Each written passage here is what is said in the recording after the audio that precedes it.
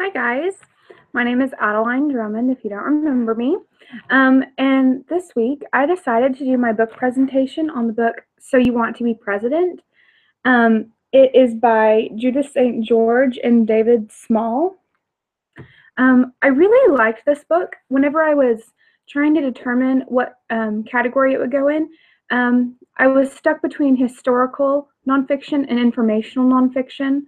It has a little bit of both, but since a lot of it is mostly facts about past presidents, I decided to go with informational nonfiction.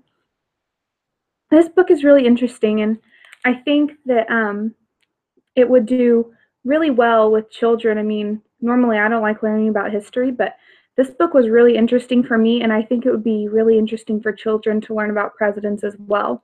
Some of the things that it talks about is, it just talks about a lot of facts of past presidents, and if you want to be a president. So they said one of the cool things about being a president is living in the White House. They talk about how the president has a bowling alley and how, for instance, George Bush didn't have to eat vegetables when he was president. He had to eat broccoli growing up, and whenever he was president, he said no to that. So I thought that was pretty funny. It talks about how many presidents were named James, because there have been a lot of James presidents. It talks about how many presidents lived in a cabin growing up.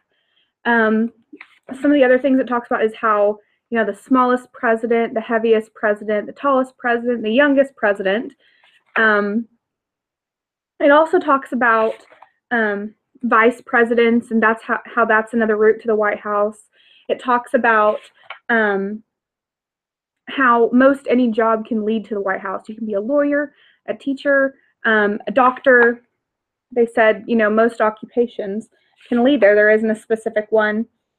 It just has so many wonderful facts about our presidents that it's kind of like a book of fun facts, in my opinion. And so to me, that's really appealing.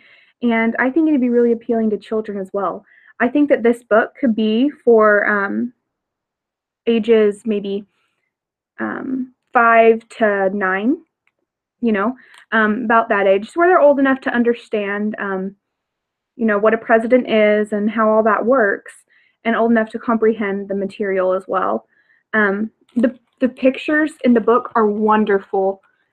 They really help go along with what the book is trying to say. And see, this is the picture about all the presidents that lived in log cabins, and I thought that was really neat. And it's just a wonderful book, a wonderful beginner history book. Like I said, I enjoyed it, and I absolutely hate history. So it was really fun, and I hope you got something from this, and maybe you'll read it and give it a try.